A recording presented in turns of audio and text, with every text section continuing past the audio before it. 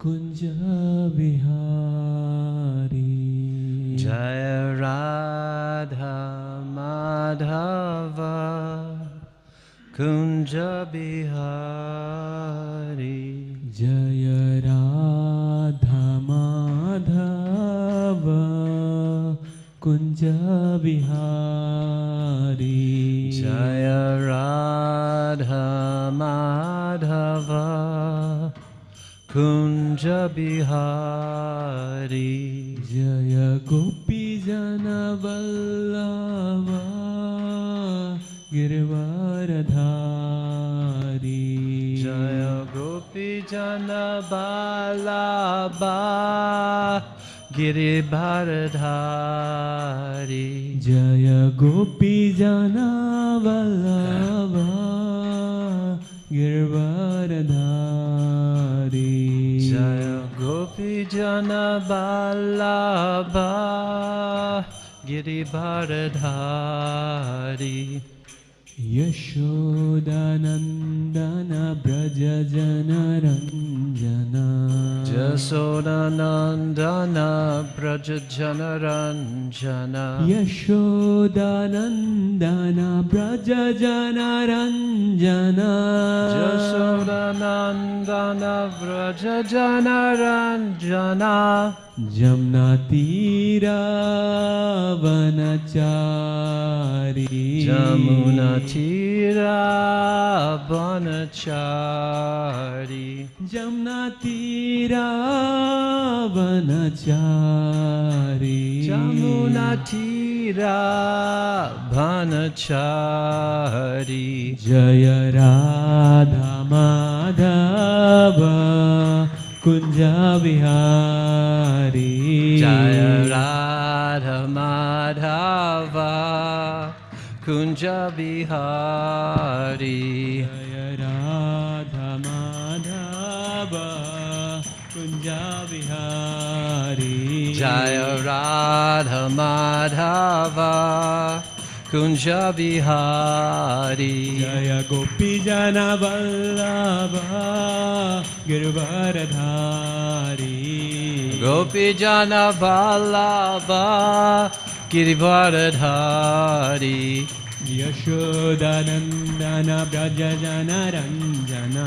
Jashodanandana Braja Jana Ranjana. Jamna Tira Vanachari. Yamuna Tira Vanachari. Jaya Radha Madhava Kunja Vihari. Jaya Radha Madhava Kunja Vihari. Jaya Radha Madhava Kunja Vihari. Jaya Radha Madhava Kunja Vihari. Jaya Prabhupada, Prabhupada, Prabhupada, Jaya Prabhupada. Jaya Prabhupada, Jaya Prabhupada, Jaya Prabhupada, Jaya Prabhupada. Nitai Gaura Hari Bol, Hari Bol, Hari Bol, Hari Bol. Nitai Gaur Hari Bo, Hari Bo, Hari Bo, Nitai Gaur Hari Bo.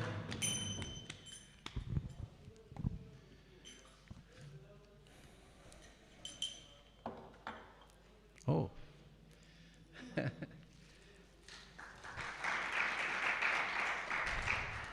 I haven't even said anything yet. I don't deserve any applause. It's very kind of you. My name is Chandrashekhar Das. My friends call me Chandra, right? But the moon is cold and dark. The moon's cold and dark. The only reason it shines is because the sun. Srila Prabhupada is the sun of my heart. So we all here are trying to reflect his teachings, his mood, and his mission. Vasudhaiva Kutumbakam. It was really a lot of trouble to get here. It was so much trouble. But I come here to India just to be with you, just to be with my greater spiritual family. What happened to my material family? My wife died in 1983. I was a single father, 2 kids. Just like the Bhagavatam says, sticks come together in the stream, they break apart. Everybody's gone. This is what happens to the material family. But my spiritual family is increasing everywhere I go. I was just in Utah, Spanish Fork, Utah. 10,000 kids came for our Festival of Colors, Holy Festival of Colors. All these kids are coming from all over the place. 10,000 chanting Hare Krishna. And I'm watching what Prabhupada's doing. Do you have the eyes to see what Prabhupada's doing? Yes, all over the world. 562 million books distributed. Srila Prabhupada ki. Yeah. In over 100 languages. Srila Prabhupada ki. Yeah. Who can do that? Not some horror stories or romance or Harry Potter nonsense. Prabhupada's books speak about the purpose of life. Prabhupada's books can tell you who God is. How about that? Prabhupada's books can award you freedom and fearlessness. How about that? What kind of gift is that? Prabhupada said I do 3 magic tricks. In Vrindavan, there was somebody who did some magic tricks like this. Took some Lakshmi. It was gone. Prabhupada said, I can make money disappear. Make money appear. I want to see you do that. Yeah, have nothing, and then, oh, rupees, Haribol. I want to see that trick.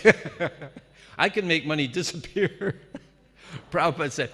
So Prabhupada said he has 3 magic things that he does. He doesn't make ashes or some foolish nonsense to fool gullible people. Believe anything. This is yogi, this is Mahatma. Prabhupada says he does 3 things. First of all, he does not cheat. If you like, I can tell you how I came to the shelter of Srila Prabhupada's lotus feet, and it glorifies Prabhupada and his devotees. First thing he says, I do not cheat, because in the 60s and 70s, so many gurus were coming from America from India to America. And of course, young people like me were going to inquire from them. But I found that in each case, I was cheated. If you pose to know and do not know, what are you? You're a cheater. Prabhupada said, first magic thing he does is he doesn't cheat. Second thing he does, he can be in a room of beautiful women and not be affected. Third thing he does for magic is that he can transform Mlechas into Vaishnava. Srila Prabhupada ki. Yeah. How about that for magic? We call it the ISKCON string band.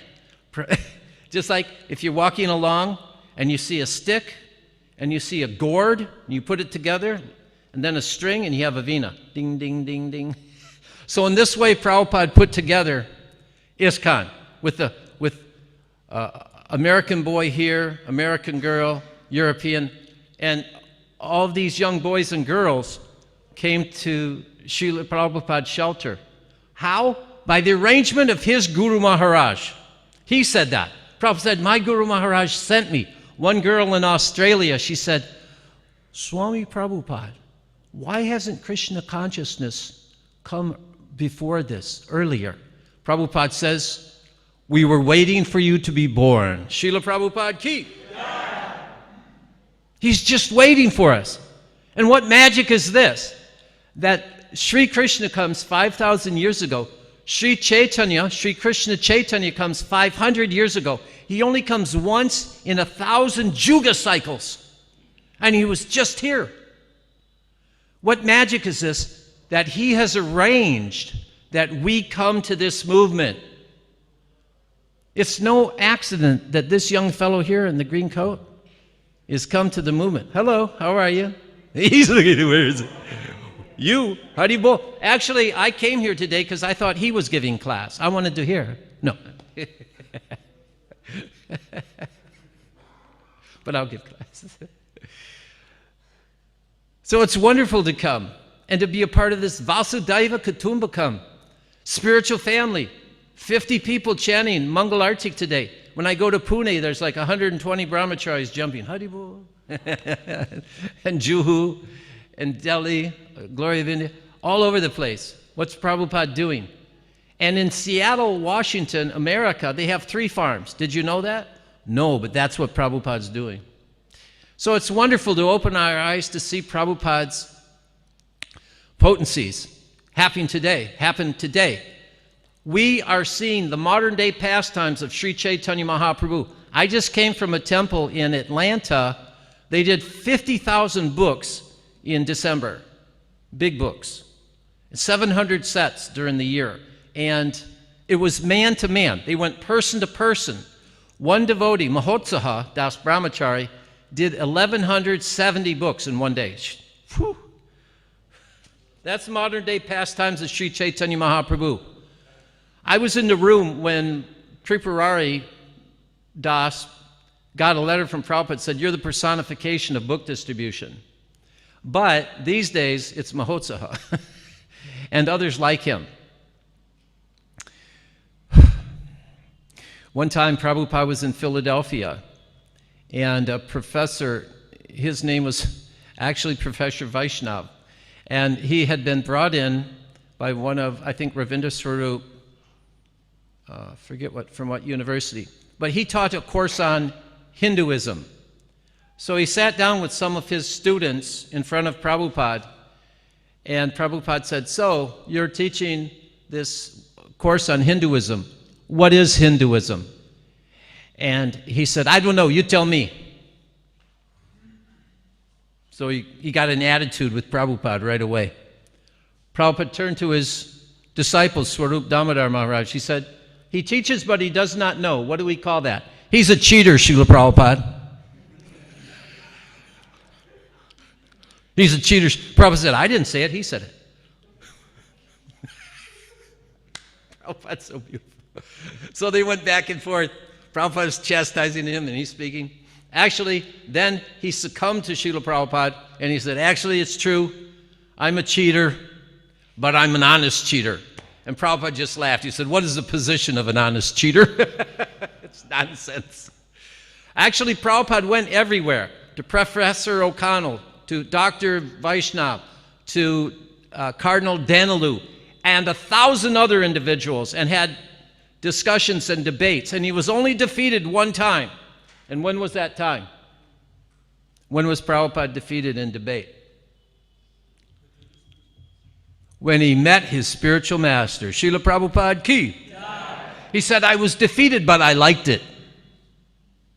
He said it was very fulfilling to be defeated, speaking with Srila Bhakti Siddhanta Saraswati. So today we're having class on the 13th canto. What do you think of that? You've read the chapters of the 13th canto, Prabhu? This boy said no. He doesn't know anything about Prabhupada? Come on. Bhagavatam's unlimited. 12 cantos? There's so many cantos. Unlimited cantos. Any glorification of the Lord and his devotees, Bhagavatam story. All the books about Prabhupada. There must be 20 or 30 chapters of the 13th canto. What do you think of that? So it's good I came today because Putrika Ekadashi, and you speak about Prabhupada, that I can do. That I can do. I'm not much of a scholar. I usually don't feel qualified to sit in front of others and speak on this deep philosophy, but I can talk about Prabhupada. So let's hear about Prabhupada, shall we? All right. All right. So I guess that was a little introduction. Oh, let's see. Oh. So this is a prayer. This will be my invocation prayer to His Divine Grace. It's called Srila Prabhupada Ashtaka, 8 prayers glorifying Prabhupada.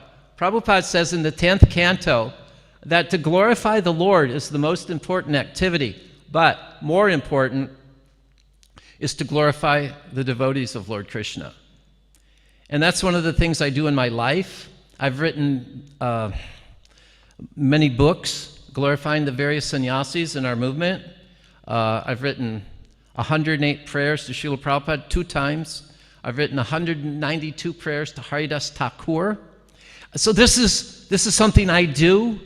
It's a natural propensity. It's also recommended to glorify the Vaishnavas. So in whatever way you can do that, you should take up that work. This is a glorification of Srila Prabhupada written by my godbrother.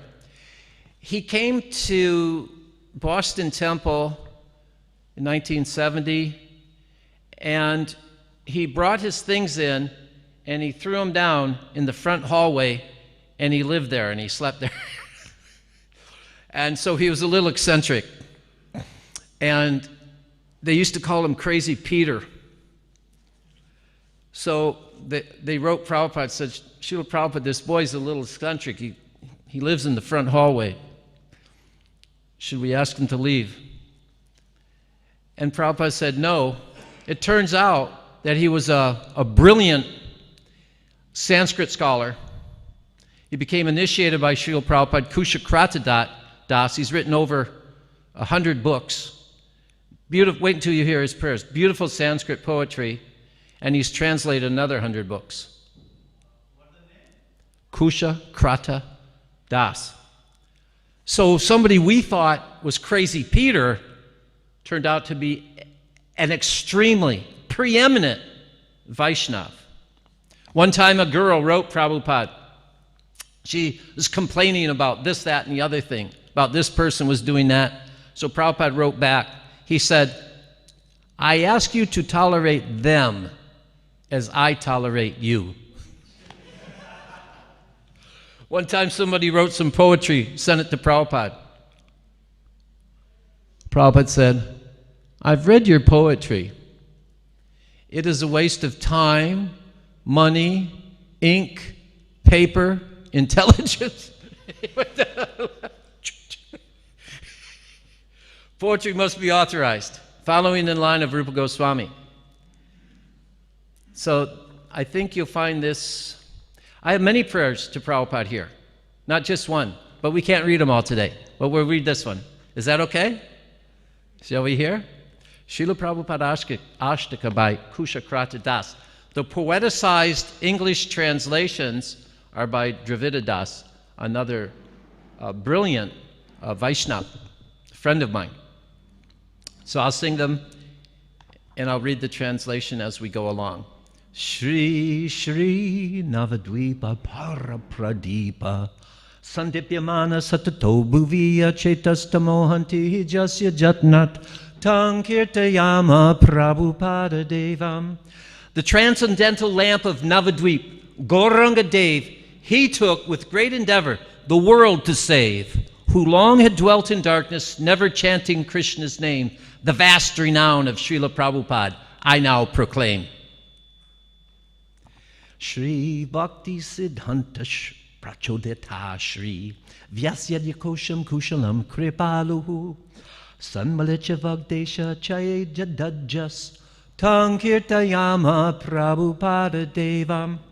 The sacred treasure left by Vyas and other learned saints, he rendered into English, free of speculation's taints. And thus he mercifully fulfilled Sri Saraswati's aim. The vast renown of Srila Prabhupada I now proclaim. Achchidyate jad paratarka drishya govindamurto jvalabhaskarena advaiti kadyota kulam jgatyam tankirtayama Prabhupada devam. The brilliant sun of Lord Govinda's form is shining bright throughout this world because of his sharp logic's awesome might. That sun makes all the Mayavadi glowworms hide in shame. The vast renown of Srila Prabhupada I now proclaim. Jas Jaiva Jatnina Purana Raja Gangamala Keshava Keli Hangsa Satstotra Ratna Vahatiya Loke Tankirtayama Prabhupada Devam. The pristine Ganges of the Bhagavat flows everywhere because of his great effort. And in that stream, the sages' prayers, our gems, and Krishna's pastimes, our swans sporting unrestrained, the vast renown of Srila Prabhupada I now proclaim. Shri Radhika Krishna Padaravinde Sahasrahritsu Shatamandareshu Aropaya Jo Madhure Prativyam Tankirtayama Prabhupada Devam. Ensuring that his mission's victory would be complete, he planted Sri Sri Radha Krishna's charming lotus feet in temples by the dozens and in countless hearts unchained. The vast renown of Srila Prabhupada I now proclaim. Kalushalya Dairjasi Sahasra Shastra Shastrati Varshai Pratihanya Hitehi Chandakaler Moha Chamur Hatena Tankirtayama Prabhupada Devam. The fierce and formidable army led by wicked Kali is being slain by arrow showers, volley upon volley. Those arrows are his all-auspicious books of spotless fame. The vast renown of Srila Prabhupada I now proclaim.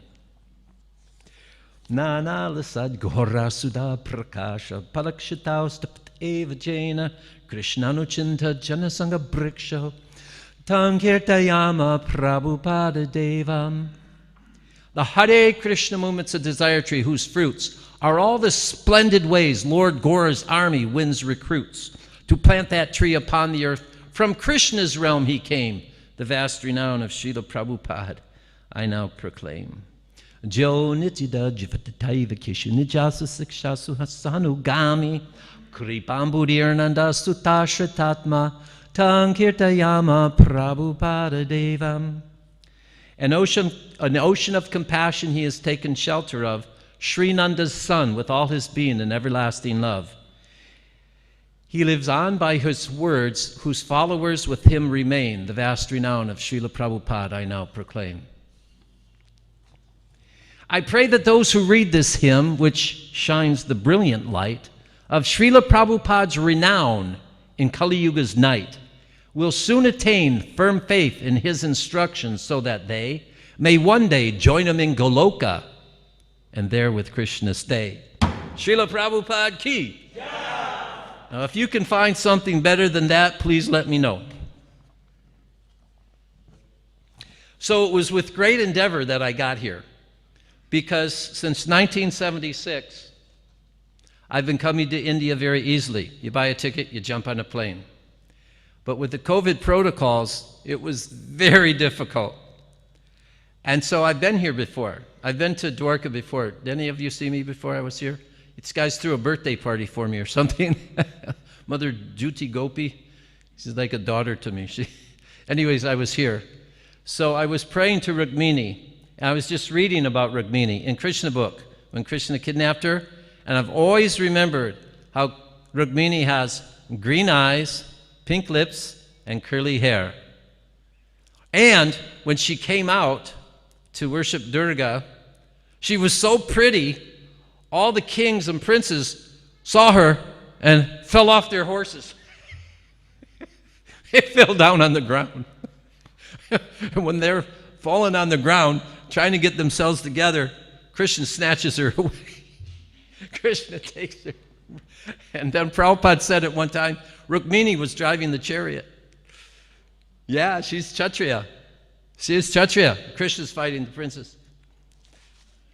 She knows how to fight. She knows what to do. Did Rukmini want to be an initiating guru? Did Draupadi want to be initiating guru? Did Kunti want to be initiating guru? Did Gandhari, these most powerful women, did they aspire and politicize to become female gurus? For millions of years, there have been no female gurus, except Janava. And if you can be the wife of Lord Nityananda, you can initiate. Haribol. Okay, so Haribol. I've decided that I have something to say, and I'm going to say it. Because Prabhupada, he spoke on all of these social issues. And it's the duty of a sannyasi to speak in the mood of Prabhupada and in the same way Prabhupada spoke. Prabhupada spoke on mundane, secular, bogus feminism. He spoke on restricting sex life, about race. He spoke about specific races that were not politically correct. He spoke about immigration. There's big talk about immigration all over the world. Do you know Prabhupada's mood and his statements about immigration? You should know, and if you don't, you can ask me. He spoke about child marriage. He spoke about abortion. For 50 years, nobody had a Krishna pro-life website. So I made one, so you can go and look at it. It's all Prabhupada's statements, not my opinion, not anybody else's opinion. Prabhupada spoke about women's gender roles. Narada Muni spoke about women's gender roles. Arjuna was concerned. What will happen to the women if all the men are dead? These are concerns. These are brahmacharis and sannyasis speaking, but it's important. Bhishmapurna Sukhayate means let the whole world be happy. How is the whole world going to be happy if the household isn't happy? The household has to be happy. And it doesn't take a village to raise a child, like they say. It takes a committed husband and a committed wife to raise a Krishna conscious child. The household is happy. Then if all the households in the village are happy and all the villages are happy, the whole world's happy. Chant Hare Krishna and be happy. It's a science to know how to do that. It's a science to know how to attain peace. You know, so many people are addicted. They have so many addictions. What is it? Marx, he called religion the opium of the people. What turns out that opium is the opium of the people. Do you understand? Because they're so much addicted to drugs. Because there's an emptiness in the heart.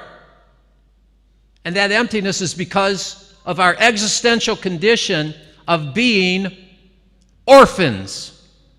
Do you understand?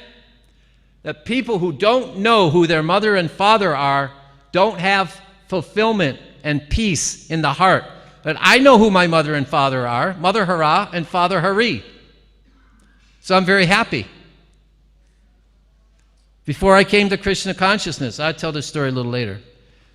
I didn't know who God was. I was bewildered and I was empty inside. So people, I do a prison ministry. And so I try to help the families of the prisoners who are coming closer to Krishna. One time, the wife of one prisoner and I were speaking, and she said, I'm in anxiety. I have an addiction. I go, oh, what? Addiction? To opiates? To fentanyl? To methamphetamine? What is it? She goes, shopping. She goes, I stress shop. You understand? In other words, her life is so stressful, when she comes home, she goes on the computer and goes to Amazon, just starts ordering things. And then when the FedEx truck pulls up and they have boxes, she's, oh, goody. It's like Christmas Day, you know, opening gifts. So, oh, good, some more. She doesn't even remember what she ordered. It's an addiction. It's an addiction. People are addicted to video games, killing zombies, wasting time, TV, sports. So many things. You know what they're addicted to? So many nonsense things, wasting time. I don't want to waste any time. I'm done wasting time. I'm done overeating, oversleeping, over sense gratification. I don't want to disappoint Srila Prabhupada. I want to get up and fight. Prabhupada spoke about gender issues. He spoke about homosex marriage. Rukmini Dwarkadish ki! Jai ho! She's got green eyes, pink lips, and curly hair. And she's so pretty. The kings fell off their horses. So in America, the Krishna pro-life is for devotees. It's not for karmis. It's for devotees. Because devotees that I talk to and I meet in the course of my traveling, they say, oh, abortion's okay.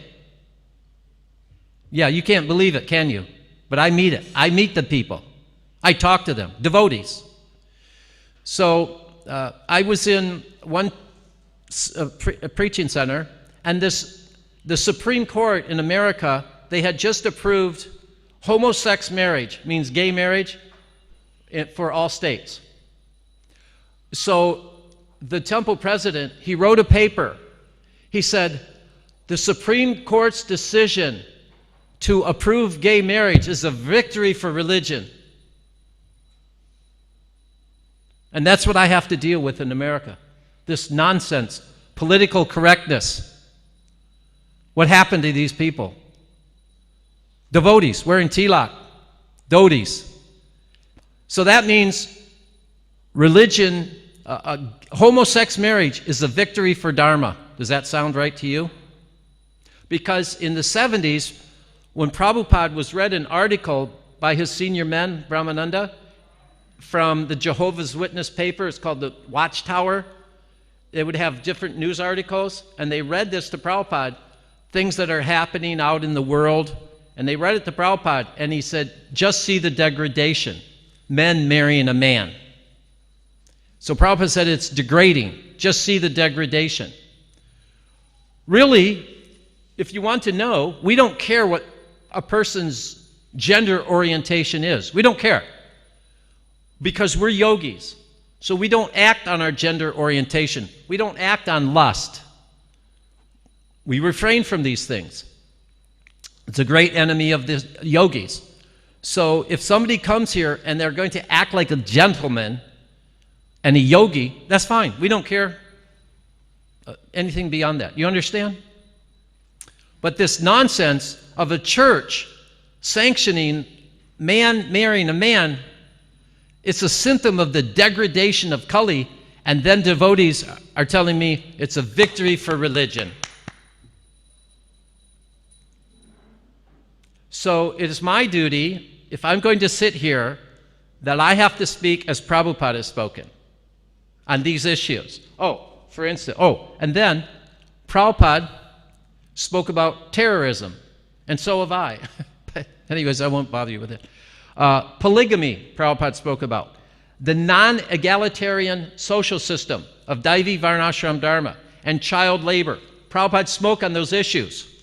I have folders full of notes on each of those issues. What Prabhupada said, not what I say. For instance, Prabhupada said, ISKCON women, they don't want equal rights with a man because they are Krishna conscious. They don't want to imitate sannyasis. But in my America, there's big female leaders who wear all saffron, like sannyasini. Prabhupada, I just spoke about that. Prabhupada said regarding immigration, there's big controversy in America about immigration. These people are coming up from Mexico. Prabhupada said, let people move freely. In Vedic culture, there are no borders. There's no custom agents. Like last night when I came into the airport, they're barking at me. Show me your PCR form. Ow, ow, ow. Where's your visa? Ow, ow, ow. Prabhupada didn't like the custom agents. He called them barking dogs. Ow, ow, ow. Why you come to my country? Ow, ow, ow. This is my border. So with great endeavor, I came here. It was so hard to get here. I was praying to Rukmini over and over again. Please let me get out of the please let me get out of the Delhi airport. Because I flew out of New York, and when I showed my documents, I was missing one paper. I had so many documents that they require. I was missing one paper. So try to imagine. I've been anticipating this trip. I booked this trip since June, when there was no chance of coming to India. I prayed to Rukmini, please, please, let the Indian government rescind their order. And in November 13th, the Indian government rescinded their order. Now you can come. I had already booked. Then I had to get, COVID and e-visa, and these are difficult things for me because I have no intelligence. You have some intelligence. I have no intelligence. All the computer savvy I don't have. It was very difficult. I was praying and praying. So long story short, I got my boarding pass, and there was a chance they weren't going to let me out of the Delhi airport. I won't bother you with the details. But so I was still praying. I was still not sure if I was going to be able to come here. I was praying and praying to Rukmini, please let me have your darshan. Yeah. So with tears in my eyes, I got her darshan this morning. Shri Shri Rukmini Dwarka ki. Jaya with her green eyes and her pink lips and her dark black curling hair.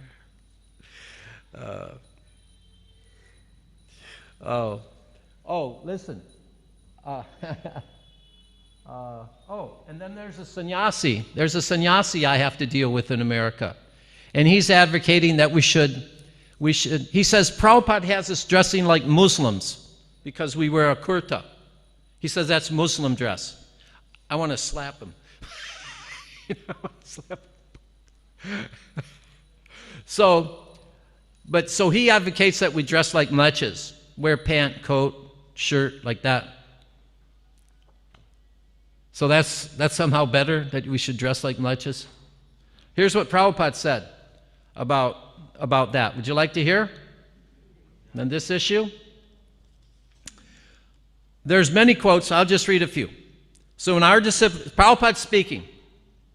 This is a Gita lecture in Los Angeles, 1969. So in our disciplic succession, previous acharyas, they have advised that you should have your dress like this. You have your head like this. So we have to follow that. Mahajana Jinakata Sapanta. Our principle is to follow the footprints of the authorities. So these things are not unauthorized. These are being followed since time immemorial. This dress of ours. Prabhupada's saying, since time immemorial. This dress, this tilak, this chanting, everything, just like Lord Chaitanya. We are following the same principles. We are not introducing anything new. Prabhupada in Mayapur, 1973, keep your Vaishnava dress. This is, again, Mayapur, June 73. Gurus went west and even lost the original dress. I have never changed. I have given the dress to the foreigners. Ramakrishna gave pant, coat, hat. This is culture, our Vaishnava culture. People are so bewildered they are giving up this Vaishnava culture. I will bring Americans back to India in dhoti. Srila Prabhupada ki. Yeah. That's my Prabhupada. And that's how I'm going to speak. And you know these brahmacharis who sell all these books? They do it in dhotis. That's the potency they have. What time does class go until? Okay. There's a picture there, over there on the wall of Prabhupada. I don't know, you see it on one of the posters there? He's holding a danda, a tree danda. Prabhupada never carried a tree danda. That's not Prabhupada's tree danda. It's Sudam Maharaj's tree danda. I traveled with Sudam Maharaj and Vishnu Janaswami in the roadshow, and I was there when that picture was taken. I always like to see that picture.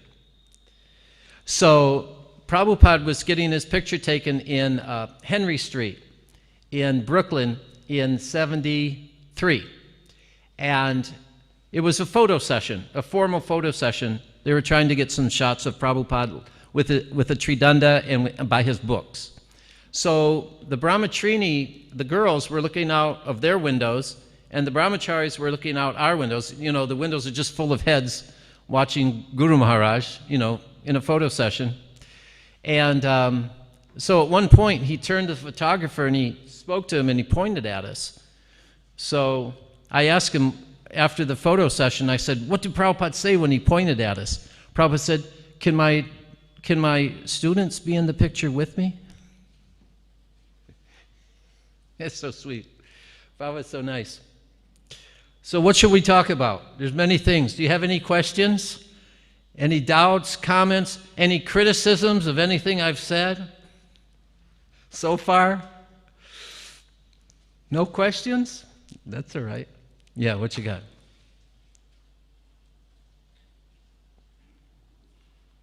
Thank you so much, Prabhuji, for such a nice class. Actually, my question is regarding Varnashram. Basically, yes. Basically, there are two kind of thought. One is, okay, we have to engage in service as per the requirement of the situation, regardless of our nature. And some devotees say that, okay, according to your nature, you should be engaged in service. So, what is Prabhupada regarding this? Well, I don't exactly know the specifics that you're referring to. But Krishna says, follow your nature. And Daivi Varnashram Dharma defines gender roles. For instance, the Matajis have specific duties. They manage the household. Draupadi didn't want to be a guru. She wanted to manage a household. And she was born of fire. How qualified is this wife? So Krishna says in the 18th chapter, perform your duties, even imperfectly, than somebody else's duties perfectly. Prabhupada spoke about Janava. He said, Janava, for millions of years, there's been no female Diksha guru. But then the Americans, they want to introduce this thing. But Janava was initiating guru. But Prabhupada said, in very special circumstances, like if you're the wife of Lord Nityananda. And he said, she did not declare. She did not declare. She didn't make a big point of it. So I don't know exactly the specifics that you might be referring to. I'd do better if you had an example that you're speaking about. Maybe I could clarify myself. Prabhuji, like some devotee, they have nature of going outside. Yes. But some devotee, they are introvert. But sometimes it is said that, okay, if you go against your nature and do service, then you get more mercy. I'll answer that because Prabhupada already answered that. So one Mataji approached Prabhupada and said, what do you want me to do? Prabhupada said, that isn't the question. What do you want to do for Krishna? That works very well.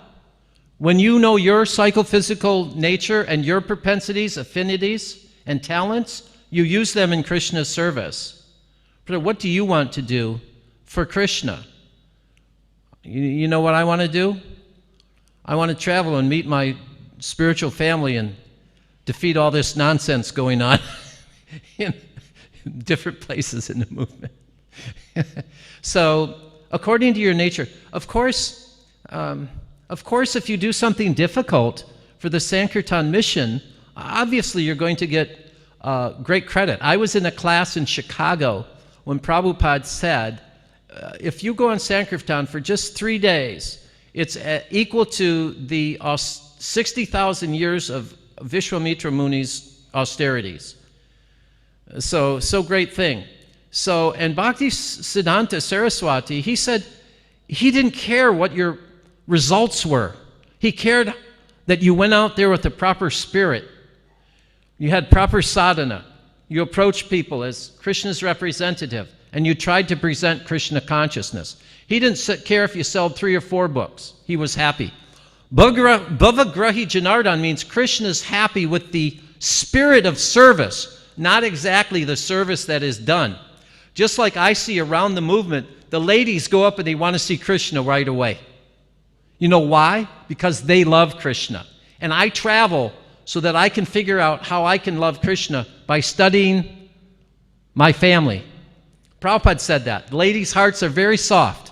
They love Krishna very naturally. Men, it takes philosophy and it takes time and everything. But we get it after a while. But ladies, they can offer heartfelt prayers. When Prabhupada was speaking at Pandals, be packed with ladies, and the men would be outside smoking beedis and talking politics. What do you think of Gandhi? And blah, blah, blah. Yeah. So, all over the movement, the ladies love Jagannath. I don't love Jagannath, but I'm going to learn how to love Jagannath from the devotees. Na prema shivanadi bhakti rapi va jugadava Vaishnavo. It's a nice verse. Gyanam va shiva karma va kiyana hosaj jati vasya. Ki hinartarak sadake twai tatet yet chela mula sati. Hey gopi jana balaba vyati ate hahamada shaivamam.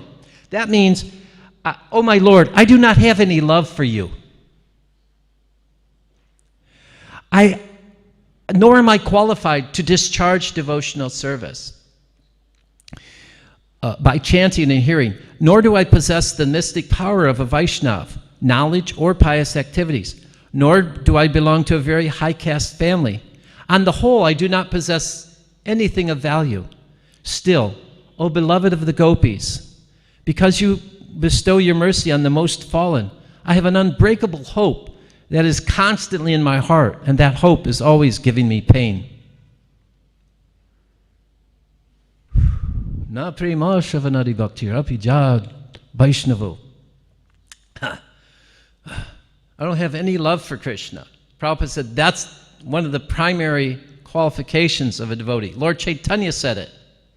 Lord Chaitanya said it.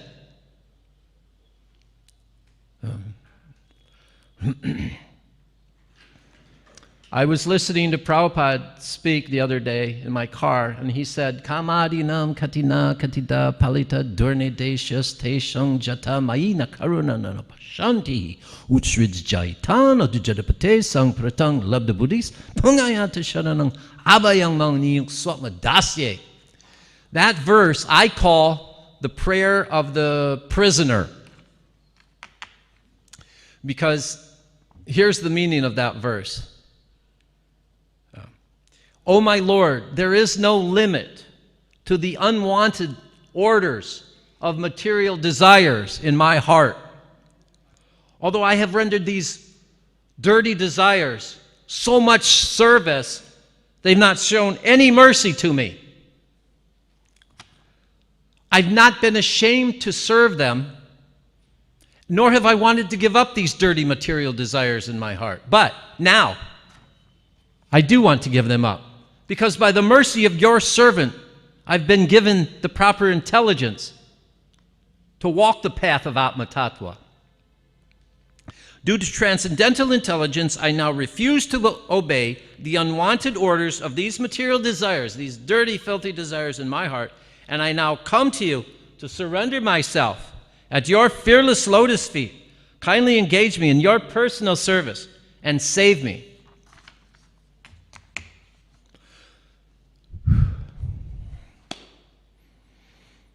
I was speaking to a scholar in New York at our Bhakti Center. It's on the Lower East Side where Prabhupada began the Sankirtan movement.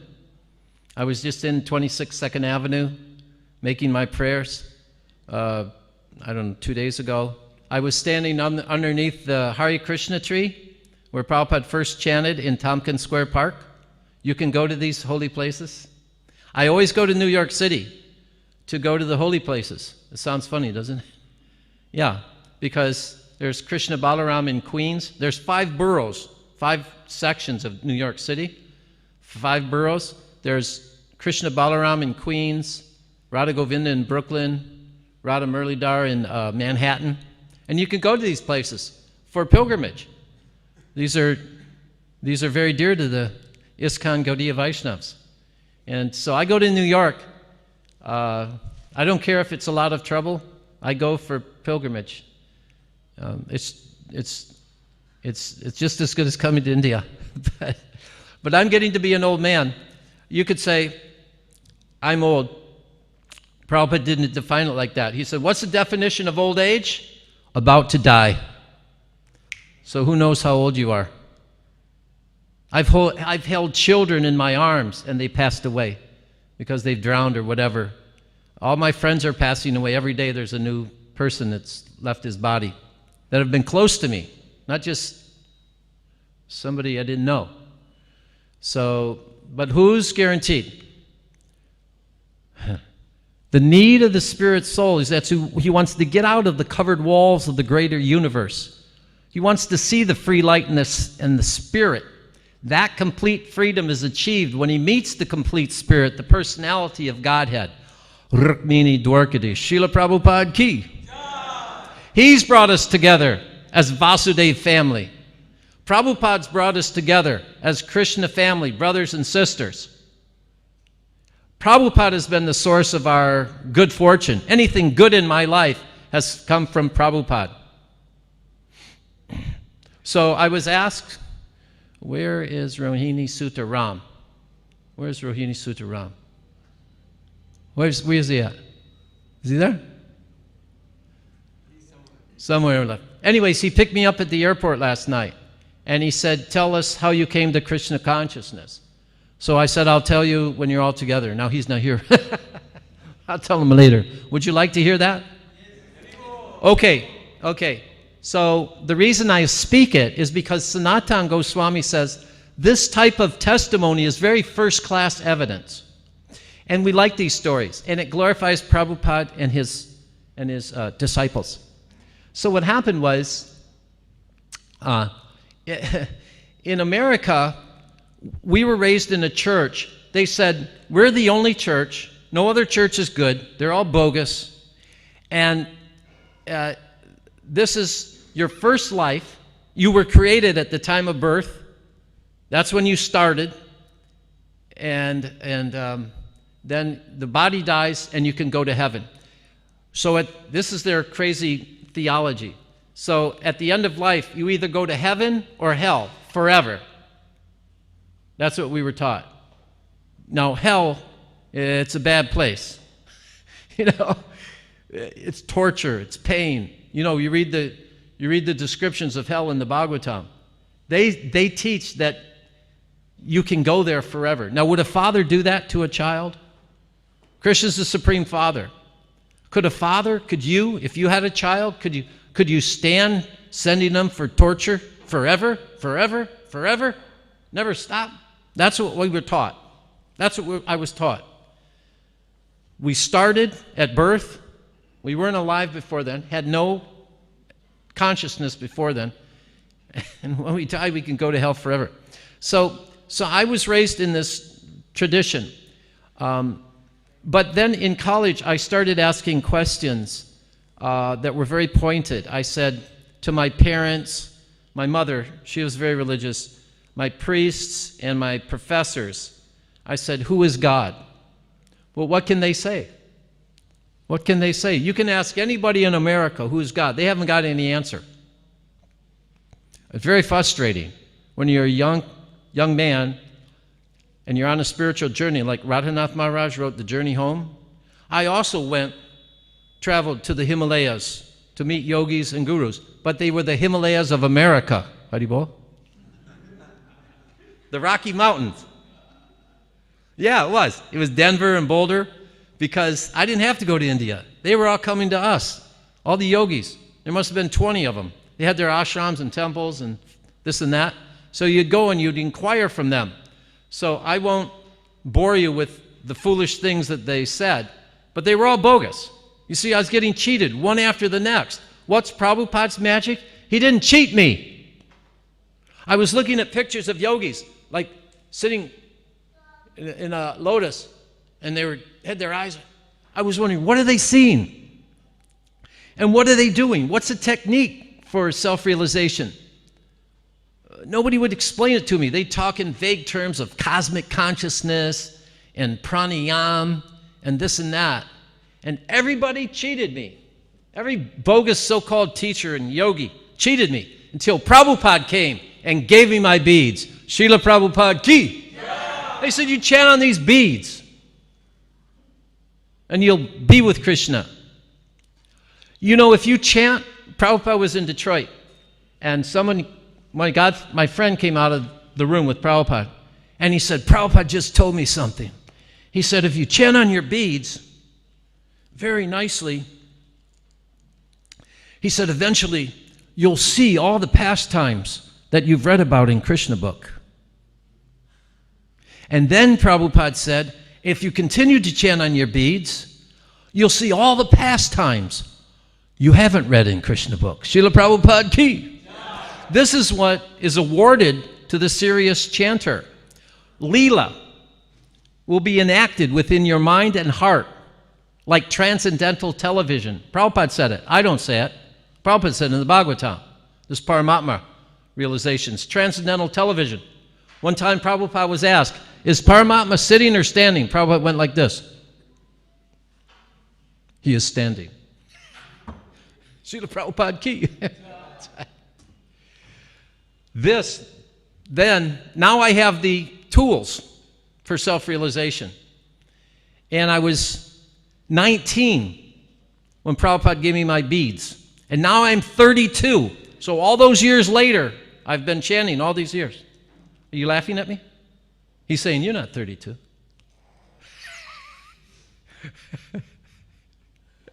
I'm 70. I'm as old as Prabhupada was when he crossed the ocean. So I've been chanting since I was 19 years old. Prabhupada was asked in Australia. Charu was there. He was a leader in Australia.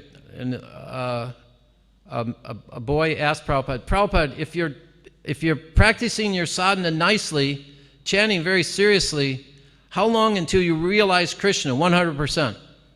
Prabhupada said, about 40 years. Yeah, in Australia, Prabhupada sure did. I was in America, and I was speaking on these issues with one of my godbrothers. He's a scholar. He edits philosophical journals, religious journals, very high-quality scholar. And so leaders had foolishly banned His Holiness Bhakti Bikash Maharaja's book. Brahmins don't do things like that. They don't ban an honest effort to present Krishna consciousness. It's unbrahminical. And so anyways, let me see if I can find this. Oh, let me see if I can find this. Oh, here it is. Anyways, I asked this scholar, I only wanted his opinion of this book that was banned, Women, Masters, or Mothers. You know that book. Okay. So he didn't want to talk to me. I suppose he thought we were going to get into an argument of some sort or whatever. But what he said, his comment was, he said, anyways, we're not Vedic, we're Bhakti. Did you hear that? Now, he's a scholar, disciple of Prabhupada. He writes articles for BTG all the time. So he knows something. But he made that statement. Anyways, we're not Vedic, we're Bhakti. You understand? So he's saying, ISKCON, we don't follow the strict traditional Vedic tradition. We're Bhakti. Seems like he's saying it's more liberal. But what's Prabhupada say about that? Do you know? You should know. Because you should read Prabhupada's books. You should hear from Prabhupada. His lectures, conversations are there. I've edited, Prabhupada wrote 5,000 letters. I've not edited, I've indexed each of those letters for my preaching purposes. And I indexed the 37 volumes of conversations for preaching purposes. In other words, it's an abridged, abbreviated index that's potent for those who want to go to specific important topics. So anyways, this godbrother of mine says, we're not Vedic, we're Bhakti. But this is what Prabhupada says. Sanatan Dharma or Varnashram Dharma, he equates the two, in other words. And that's a purport, Gita, 1st chapter, text 42. You can see it yourself. In other words, Prabhupada quotes Sanatan Dharma, and what's another term for Sanatan Dharma? Bhagavat Dharma. And Daivi Varnashram Dharma. He equates them. Sanatan Dharma or Varnashram Dharma forbids or restricts association with women, Prabhupada says. So he equates the two in Bhagavatam, 1st canto purport. Again, Prabhupada says, Sanatan Dharma or Varnashram Dharma trains one to become detached from mundane, illicit sex life. That's in the Bhagavatam, 2nd canto. Prabhupada said, Vedic civilization is Varnashram Dharma. London lecture on the Gita in 1973. Prabhupada says, revive Vedic civilization. Take to Krishna consciousness. That's an evening darshan in Hrishikesh. In this way, he's equating the two. And I have a whole pages and pages of similar quotes, but time is limited. Any other questions on this science? Yes, sir. I shall slay your doubt. I know he has no doubts. Hare Krishna, Prabhuji. I like your smile, Prabhu. Thank you very much. Thank you very much for such a wonderful lecture. Prabhuji, my question is, what is your past experience when you met Srila Prabhupada? What is it? When you met Prabhupada, what was your past experience? Oh, my past experience? Yeah. With Prabhupada? Yeah, when we met Prabhupada first time. Oh, I forgot to tell the whole thing. Okay, so here's the thing. When Prabhupada came to town, there were 600 devotees. I was a face in the crowd. I was not a senior man, never been a senior man, don't want to be a senior man. I'm just, I don't, see, just like here, I don't lead kirtans. I like to remain in the background. That's just the way I am. I'm much more comfortable being absorbed in my meditation on Rukmini's green eyes, pink lips, and dark curling hair. So I didn't finish my story. Thank you. It's nice. So what happened was I wasn't getting answers to my questions. So I left home and I was asking all these yogis. So we went to one yogi. It was so foolish, this foolish exercise they gave us to do for knowledge. They had us poking our eyes and pushing our ears. And it was ludicrous and it was crazy. And so I walked out of that session. Here I am, sincere about self-realization, and nobody could answer my questions. I walked out of that session, and my purpose in life was to find self-realization. I had no material skills to fall back on. So I sat down. I was very dejected. I didn't know where to go, where to turn. There was nobody else to talk to. I've already talked to all the bogus yogis. And so my friend next to me goes, dude, I'm hungry. Let's go to the Hare Krishna temple. Dude, I'm hungry. I said, Hare Krishna, what's that? So we went to the temple. It was brand new. And we walked inside, and there was about 60 or 70 African Americans, Negroes. They were jumping and dancing and singing. I said, this is great. I'm going to do this. And he grabbed me. He goes, no, that's not the Hare Krishnas. Those are the Pentecostals. They're leaving next week. They sold the place to the Hare Krishnas. They're downstairs. You get it? So I made a mistake. So I went downstairs, and there were, about 15 or 20 white boys and girls like me, American boys and girls, and they were jumping and dancing, and they were doing a play, Chand Kazi's Men Stops the Sankirtan, and they were throwing these big pots of clay, like flower pots made into mridungas, and they threw them against the wall. And I said, wow, these Christian people are crazy. I said, I like it. And so we had kirtan, and we had some talk. And this one boy sat with me and he spoke to me. And I said, I have a question. Yes? I said, who is God? And he said, Krishna is the Supreme Personality of Godhead. What's your next question? Haribol. Now we're getting somewhere. Okay, so on what authority? And he explains, Vedic authority. What's the purpose of life? The purpose of life is to serve Krishna and all living entities and free yourself from the modes of nature. And he went on. And I asked all of my questions that I had. Why is there suffering? Well, people don't know why they're suffering. They're bewildered. But there are answers to these questions. If God is all good and he's all powerful, why are people suffering? And the answer is, the father trains the son to be a good boy, and the boy goes out and commits criminal activities. Is that the father's fault? We're responsible for our own actions. So he was sitting here, and above him was a picture of Prabhupada. And he's talking, I'm looking at Prabhupada, I'm listening to him. I said, okay, I get it. Okay, Hare Krishna.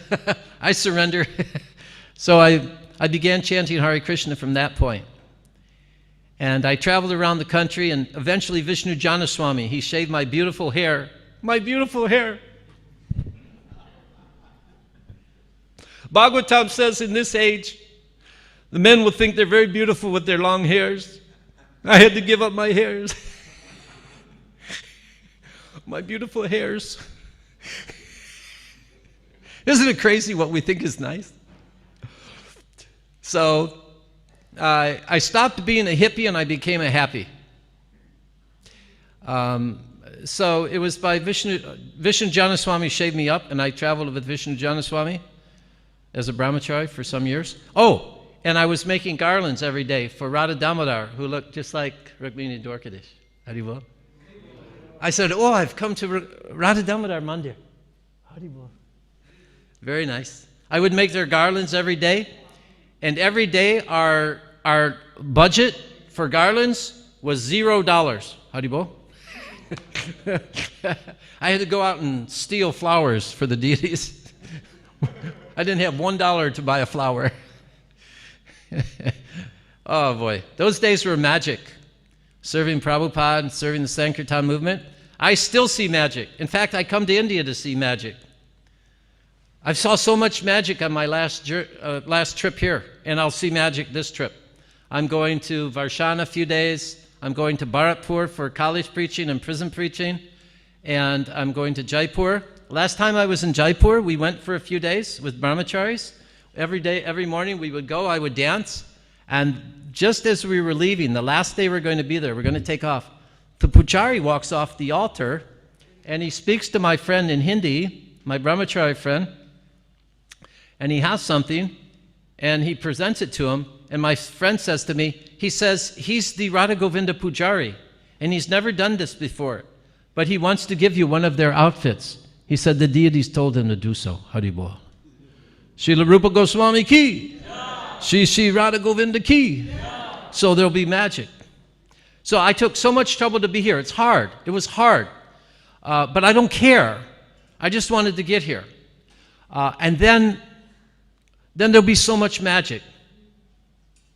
I'm going to stay in Varshana for 3 weeks. Just wander Varshana. Have you ever seen her footprint in the side of the hill at Tulsidas Babaji's place? Have you found the Chitra Devi Mandir in Chiksholigram? Have you wandered Gaharvan Gardens in Varshana? 50% of your life is wasted. You have to do it. You live right here, just down the block from Varshana. You're like right over there is Varshana. I have to travel a long ways. And Rukmini has to sanction everything. She has to say it's okay for me to come. I was in New York. The man said, go away. He said, exit the airport. He told me, get out. I was devastated. I've been planning this trip for 6 months. I didn't have the right paper. He said, get out.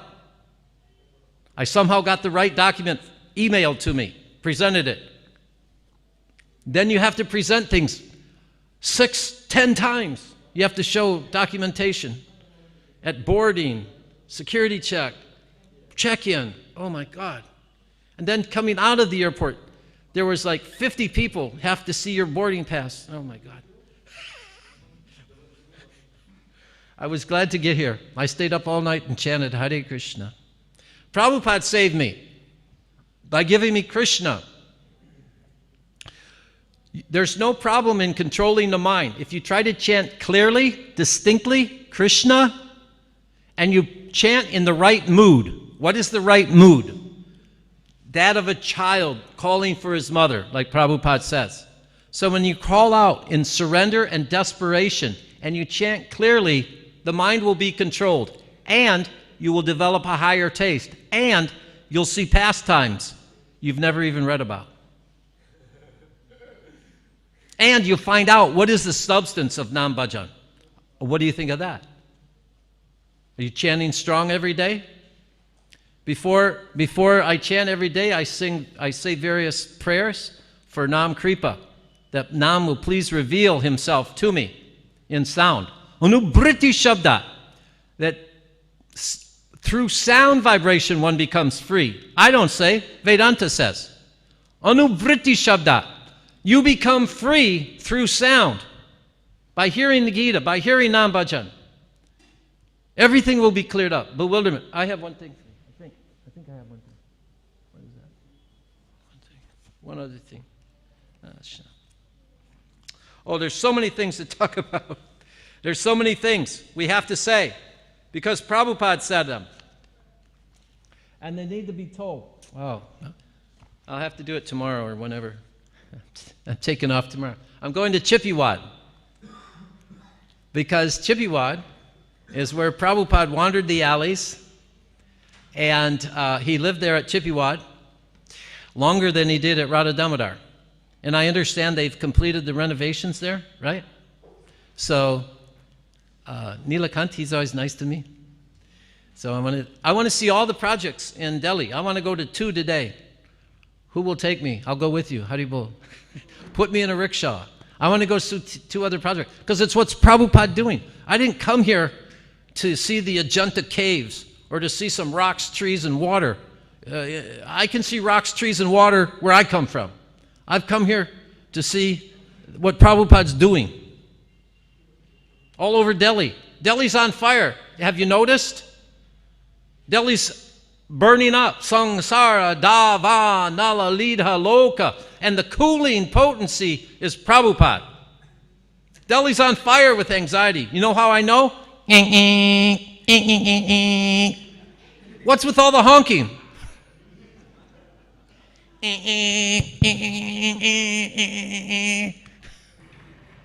You know why they're honking? Because they're not happy.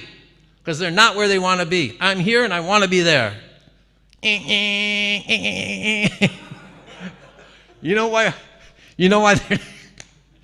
they're not happy? Because they want to be home watching cricket.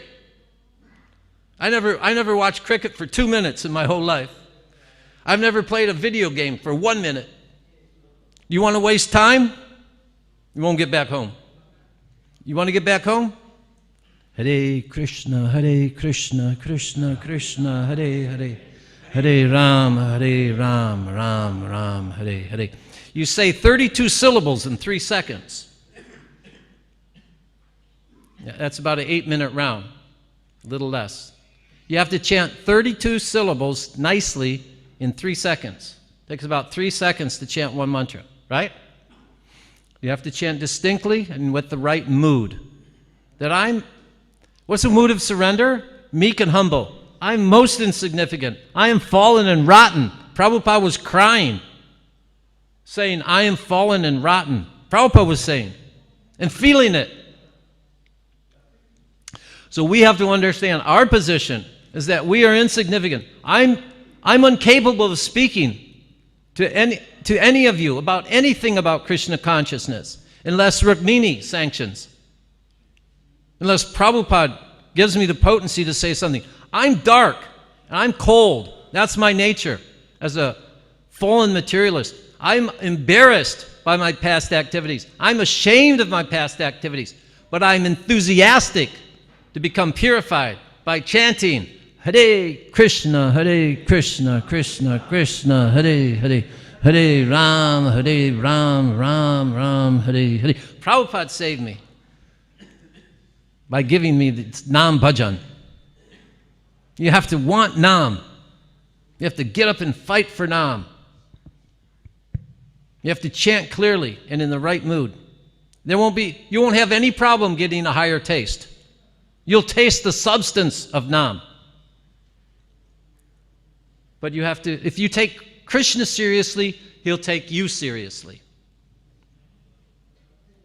Any other questions, comments, criticisms of anything that was said today? You have a criticism, Prabhu? He wants to criticize something I said. One more. Prabhuji, I'm just kidding. He's good. At the time of 70s, so Prabhupada was giving instruction to all the disciples. So any personal instruction you got from Prabhupada? Oh, yes. I got an instruction from Prabhupada. I was in the room alone with Prabhupada. And that's what happened when you got Brahminical initiation. So Prabhupada would ask you, you've strictly been following the 4 regulative principles? Yes, Srila Prabhupada. You've been chanting your rounds without fail, 16 rounds every day? Yes, Srila Prabhupada. So Prabhupada, he instructed me how to chant and gave me mantra. And here's the instruction I got from him. When I was all done, I paid my obeisances, and Prabhupada went like this.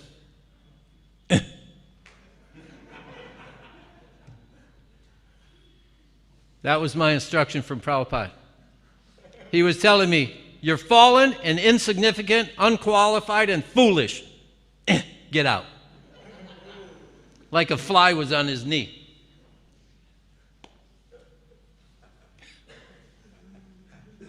But I have another story. I have a really good story. You want to hear it? Okay. So in Chicago, I was living there as a brahmachari. So Prabhupada came to Chicago, and he installed the deities Kishore and Kishori, and my kids are named Kishore and Kishori. And so Prabhupada was leaving. So there was about 400 or 500 devotees out in front of the temple, and there was a street. So the cars were going by real slow because the devotees were crowding and everything. But there was just a lot of devotees out in front of the temple, 400 or 500. And so, because the Radha Damodar buses were there, and people would come from all over. So I wanted to be close by Prabhupada when he left. So I was standing on a ledge next to the doors. So there's only room for me. So we're all having kirtan, waiting for Prabhupada. So the doors open, Prabhupada comes out. And Brahmananda Swami's next to him. So he's standing next to me, and then Prabhupada. And so we all pay our obeisances the best we can. Devotees are crying, they're jumping. They're having this one start up the kirtan again for Prabhupada. And Prabhupada just stood there, and he was taking it all in. And he was happy, and he was smiling like anything, and he was looking from one devotee to the next. And he just surveyed the whole crowd, smiling. And then the ladies from upstairs, they started dropping flower petals on Prabhupada's head. And they're coming down like right here. And Brahmananda says to Prabhupada, says, Srila Prabhupada, the demigods, they're showering flowers on you. Then Prabhupada became very grave, and he looked at each and every devotee. He looked at them as he surveyed the crowd, and he was very, very, yes, they are all demigods. Srila Prabhupada ki! Yeah. What do you think of that? If you got a better story, let me know it. There's so many stories I have them right here we could talk about. I could talk all day. I got a lot of stories. But I guess time's limited. It's almost 9:30. Anything else? Any questions? Nothing from the Matajis? Doubts? Everyone's chanting 16 strong rounds? Whether I was married or not married, I was a single father. My wife had died. I was raising 2 kids by myself. Banaprastha. I always chant 16 rounds. Are you chanting 16 strong rounds? Got to chant 16 strong rounds. You got to pay attention. I get up in the morning, chant 16 rounds, then I do other things. I don't stretch them out all day long. Anything else? Yes, sir. Go ahead. I get it. All right, you got the mic. Hare Krishna, Prabhu, Dhanvat Pranam. What makes you so enthusiastic about what you're doing now? Well, austerities. But the austerities are very simple. What strengthens determination or enthusiasm are austerities. But our austerities are very blissful. We don't oversleep. We don't overeat, because the young man, he can eat as much as he wants. He stays skinny. But an old man, we have to watch it. So we don't oversleep. We don't overeat. We don't find fault with devotees. There was a sannyasi named Prithu Putra Swami. He was the first French sannyasi. He's my godbrother. And then he left sannyas. That's called an attrition rate. In a battle, when there's a lot of men dying, that's an attrition rate. So anyways, he left sannyasa ashram. And he went and did nonsense. But then he was sick in the hospital and dying. And the doctors told the story to the devotees. They were there when he was leaving.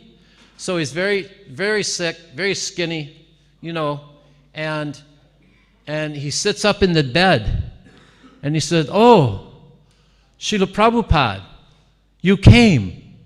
And he fell and left his body. He never found fault with devotees, and he never criticized ISKCON. So, to maintain your enthusiasm, you go to bed early, get up early, chant 16 strong rounds, and don't criticize devotees unnecessarily. Now, I've criticized some things in class today because it's my duty. And if I stop doing that duty, I'm not doing my job. So we have to criticize certain things that are going on, and I'm not going to stop doing that. Because Prabhupada had one mood, and he had his statements, and those are the statements I'm going to read. I'm not going to dress like a malecha because some sannyasi tells me it's a good idea. That's a good prescription. It's basic.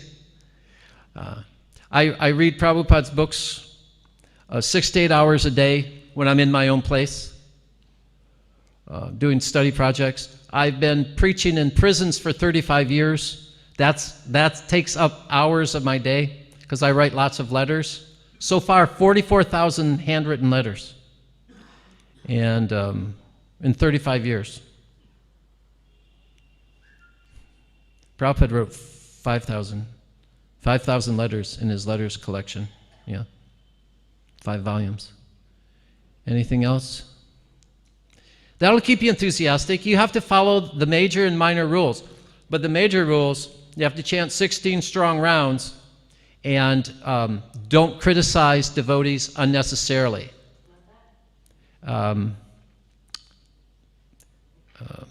Yeah.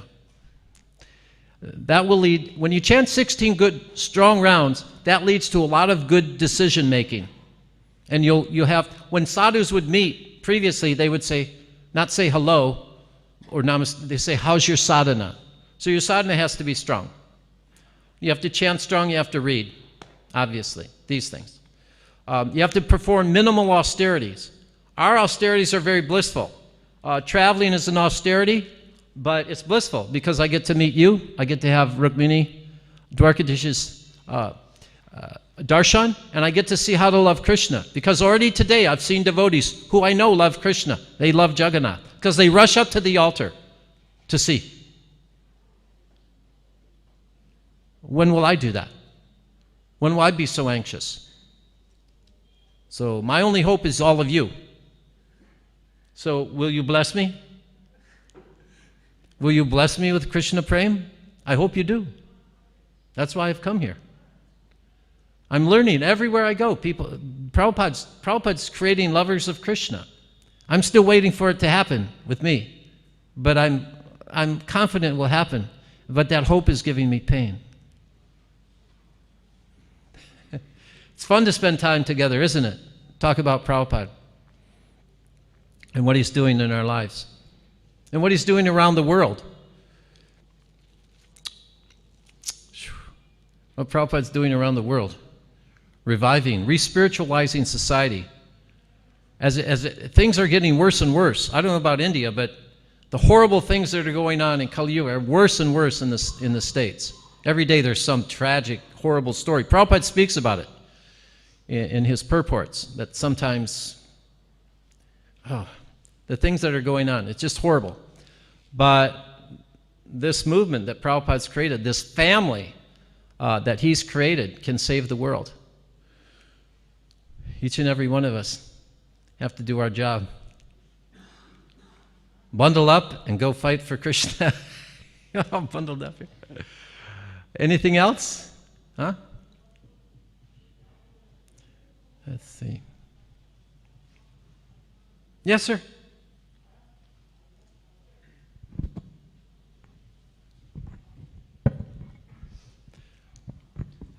Thank you, Puji. But yeah, you see, there are so many instructions and understandings of Srila Prabhupada, and from their instruction we got some understandings. So sometimes you find there are little bit difference in opinion with this understanding. So how can you find what is the real understanding of Prabhupada's instruction? So, well, people are free to have their own moods and opinions and perspectives. But a sannyasi's business is to speak strong in Prabhupada's service. If he avoids that, that's called a sin of omission. that he's supposed to be doing this, but he doesn't do it. Just like there was a ferry that was supposed to go across from France to England, and the captain, he forgot to seal the hatch. It was a brand new ferry, $1 million ferry. The people in the cars were there. The hatch was open, it filled with water, and they all died. So that was a sin of omission on his part. So we have to assess what is spoken by the individual, by the teacher, by the Brahmin, by the devotee, and understand in relation to Prabhupada's words, instructions, and mission, and mood. And we should all know what it is. I know what it is on all those issues. I have folders. It's like a library of folders. I have a big library. I have a big library of folders on different issues. All Prabhupada's statements on a specific issue, it's right there. I could read more, but it's getting late. Oh, I want to show you one thing. So you have to hear what they say. Like, for instance, I travel with Danavir Maharaj. Danavir Maharaj wouldn't, and he's got Parkinson's. He's very sick with Parkinson's. You know, he's shaking like this with Parkinson's. You get old, and it affects the nerves. But Maharaj's brain is brilliant. He's written Garga Samhita, and he did it extemporaneously, like Prabhupada spoke it into his dictaphone. That's how Danavir Swami spoke the purports, the Garga Samhita. Prabhupada said he wanted Garga Samhita. It's a brilliant book. And so he's very strict. When he and I were traveling, he didn't miss one part of the morning program any day. And we'd have evening program. I do that myself every day. I don't miss one part of any morning program. Today I didn't. I had to go to my room and chant where it was warm, though. So you have to assess what's spoken. I know what Danavir Maharaj says. I know what Bhakti Vikash Maharaj says. I know what other lecturers say because I listen to them. And I can see that they're in Prabhupada's mood. And they're speaking. So you have to assess what they're saying and see if it concurs with what Srila Prabhupada says. Oh, so I have one last thing. Okay, you're going to like this. All right? This is a good friend of mine. He's clapping. Look at him. He's clapping. He's a rascal. You can tell he's a rascal. Look at him. You can tell he's a rascal. Okay? But he's my good friend. So, this is what happened. Prabhupada used to preach in prisons before coming to America. He used to go to Tihar. People here go to Tihar. Anybody here goes to Tihar prison? So somebody in the congregation, they go and preach at Tihar in Janakpur, right? Some of the devotees here, right? That's where Prabhupada used to preach. That's where I've preached. We go to Tihar and do prison programs, or Mathura, or Agra, or Midnapur, wherever. All over Maharashtra, we do prison programs. So anyways, Prabhupada thought it was important, and so he was preaching to prisoners. And so I took it up. I took up that service in America 35 years ago. Nobody was doing it. So I've stuck with it for 35 years. So I met this guy in 2008. He wrote me a letter. He saw an advertisement that we put out. If you're interested in yoga and meditation, contact me, right? So he contacted me. And we wrote back and forth. Then I sent him Prabhupada's books. And so as I say, that's happened since 2008. He's been writing. So at one point, so let me see. So at one point he wrote me a letter, and this is just part of that letter. He said, "You are quite right." He's speaking to me. "You are quite right, for a miracle has indeed taken place in my life. When we first began to correspond, I was very much a hate-filled, white supremacist gangster.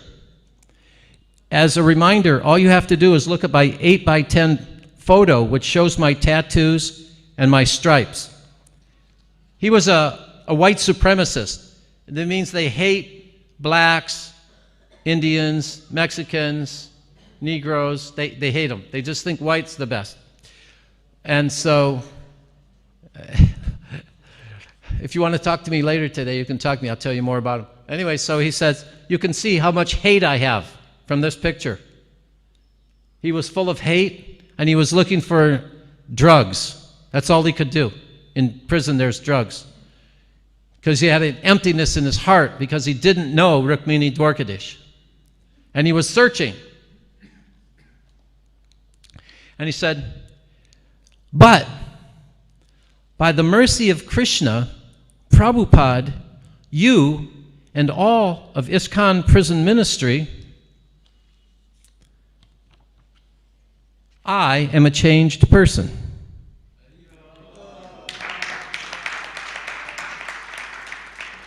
I am now your menial servant who aspires to one day become a devotee. Lord Sri Nityananda's mercy is very unlimited. He accepted me before I even realized who I was or what I needed. And what to say of Lord Chaitanya Mahaprabhu, who's the savior of the most fallen. I believe the whole process is called Chaitodarpana Marjanam, which is the process of devotional service. Where is the difficulty? It is such a simple process. This rascal was initiated Balavan Nitai Das.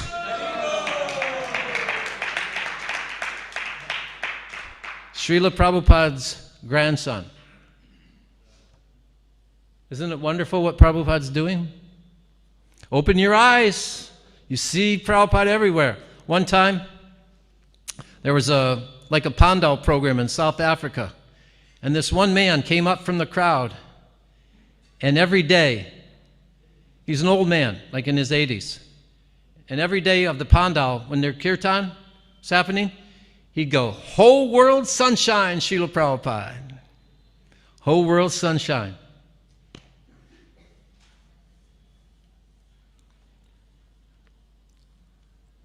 So I try to reflect that sunshine. Otherwise, I have no value. The moon has value when it reflects the light of the sun. Srila Prabhupada ki jai. That's it. Let's take prasadam. His Grace Chandrashekhar Prabhuji ki. Let's take prasadam. That's Prabhupada. Yeah. That's Prabhupada. So we are so grateful to Prabhuji. We would like to express our gratitude for taking out his valuable time, enlightening us. It was really amazing. And after a long time we are hearing from such a elevated Srila Prabhupada disciple. So we would like to express our gratitude to Prabhuji by chanting Hare Krishna, Krishna Krishna, Hare Hare. Hare Rama, Rama Rama, Hare Hare. And also would like to request Prabhuji to please, whenever he comes to India, please visit this temple. And we are also his family member, like he himself said. So please shower your blessing to us. Okay. Thank you so much. His Grace Chandrashekhar Prabhuji ki. Jagadru Srila Prabhupada ki. Jai Prabhupada. Hare Krishna. Yeah, Radhe Shyam. Haribol.